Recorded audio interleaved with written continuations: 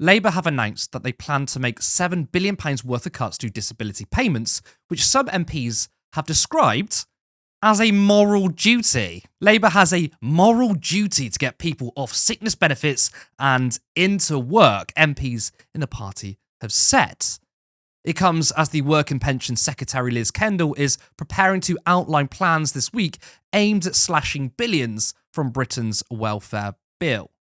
Kendall is expected to announce a package of reforms which would make it harder to qualify for the personal independence payment disability benefit and freeze its value in the next financial year so it does not rise in line with inflation. She is also poised to overhaul universal credit by increasing payments for those looking for jobs and reducing them for those unfit to work, providing a stronger incentive for people to stay in the work search category of the benefits. Now, just reading all of that, it makes me physically sick. Now, Liz Kendall, or as I like to call her, 4% Liz, was asked on whether an impact assessment was carried out on these planned cuts. We've got, I think, a broken welfare system. It's not working for anyone. It's not working for the people who depend on it, and it's not working for taxpayers. The only way that you get the welfare bill on a more sustainable footing is by getting more people into work. Has your department carried out an impact assessment of how many people will be affected by these cuts?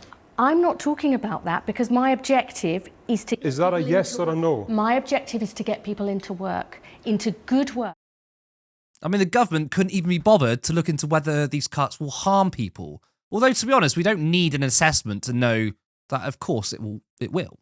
Now, in an extremely rare occasion, Ed Balls actually held Labour to account. Minister Alex Norris was asked whether the most vulnerable people will be affected negatively. I'm asking you about people with extreme disabilities who are unfit to work and they're going to lose money in these reforms. If you tell me that's not true, then we'll all be reassured.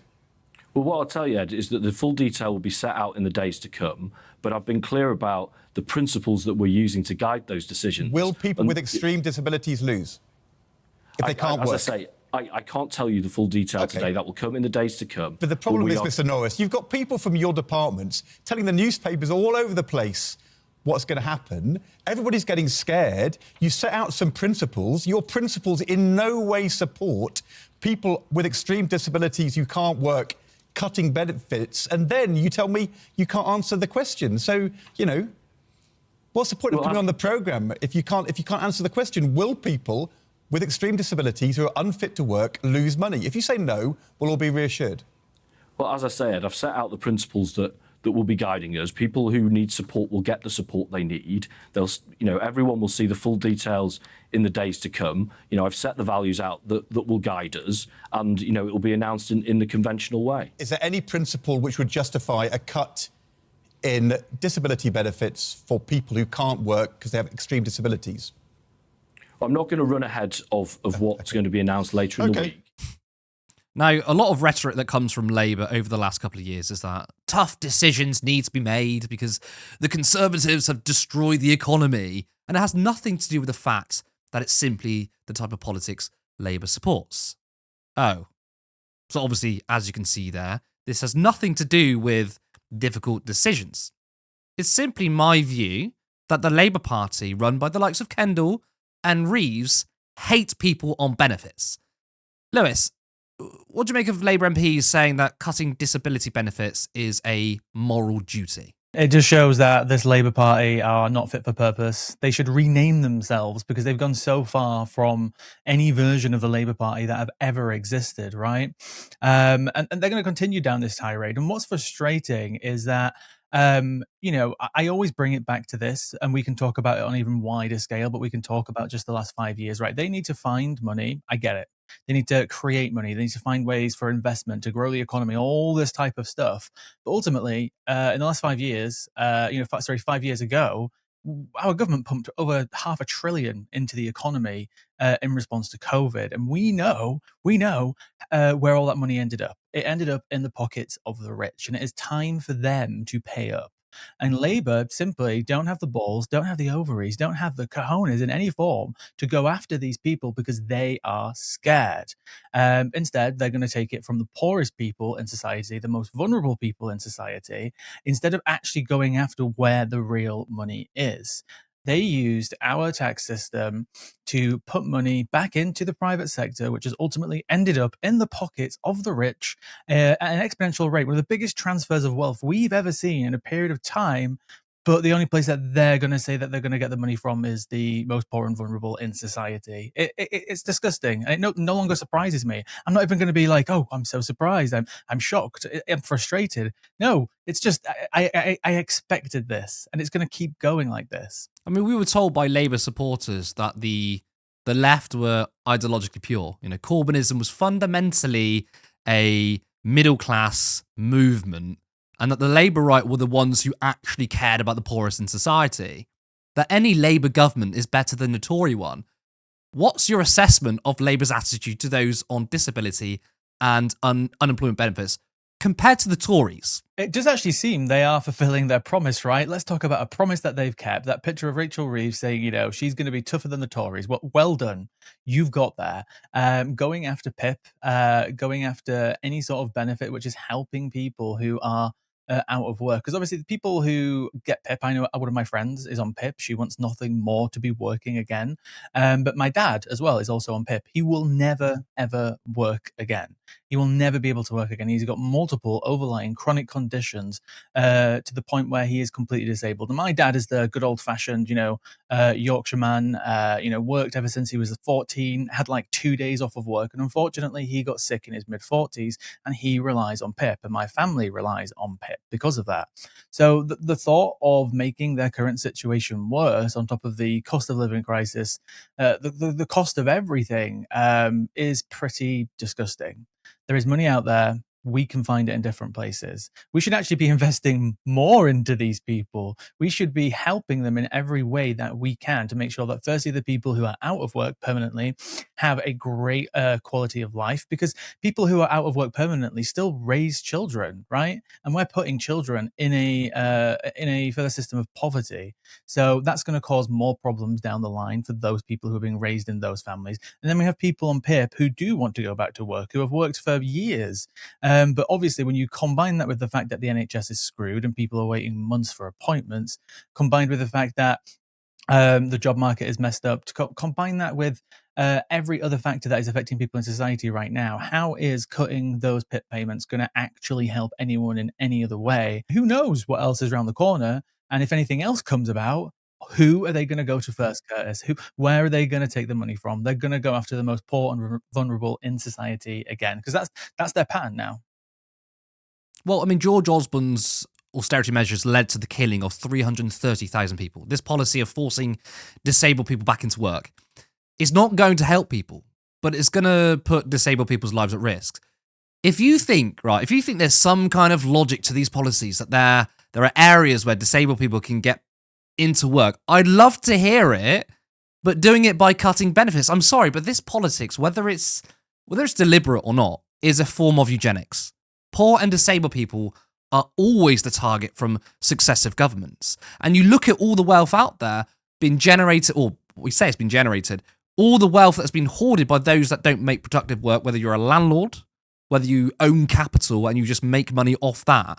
These aren't productive people in society, yet it's always looking at those who could be squeezed just that bit further, and we only care about these people. I don't think I'm being extreme when I say this type of politics is essentially eugenics. This is why we need to push that idea that you've brought up before, and I've brought up before, about the patriotic economy, right? I sent you that link earlier when I was chatting with you about how we've just received some data proving that there haven't been any less applications to private schools since the VAT rise. Since they've added VAT on it, and there was all this scaremongering about how the publicly funded schools were going to be flooded, and or people were going to be scrimping and scraping to send their kids to these private schools. And guess what? We've got the data now. It shows that it didn't actually affect anything, that these people did have the money to pay the VAT. And it kind of ties back to that idea as well of almost like the scaremongering around capital flight, right? That if we go after the people who have the most money, they're just going to leave.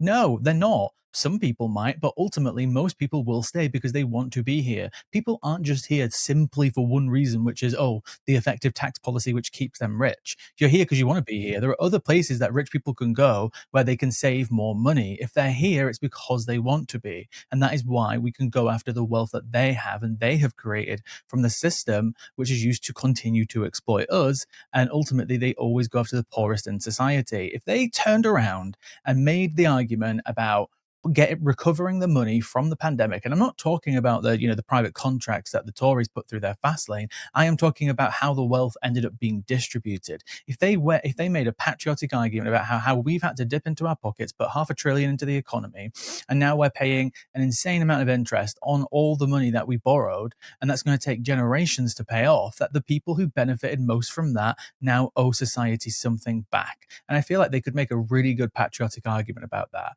But again, they don't have what it takes to have that type of argument. They don't have the boldness. They don't have the charisma to pull it off. And that's ultimately their flaw, because again, we know Keir Starmer, Rachel Reeves are just incredibly boring, uncharismatic politicians. But they also promised they wouldn't institute austerity. They said that they weren't going to change. They basically said they weren't going to change the economic system radically. We knew that. She had a fiscal rules, which was always going to lead to this. But they did say there's going to be no return to austerity. And all of us on the left said austerity is going to continue under this Labour government. And we were called hard left cranks. You know the story. And we've been proven right. And I don't want to be proved right. But I think it's really good that people like Gary Stevenson, who talks about how the richest, I think it was double their wealth during COVID. And there's this pushback from the right that say that's because the government basically pumped in trillions of dollars into the economy, or billions of pounds into the economy, and inflation ensued. And that's why, the rich got richer. But it's not actually true, because if that was the case, then the richest in society would have increased their wealth by the amount of inflation. So let's say inflation went up by 3%. Then you would expect the wealthiest in society would accumulate their wealth to the tune of 3%. But they doubled their wealth. So where's the other 97% gone? You can't blame inflation, and you can't blame government spending. It's simply because the richer got richer, because at the end of the day, wealth accumulates. The more money you get, the more money you eventually get. And this is never going to stop.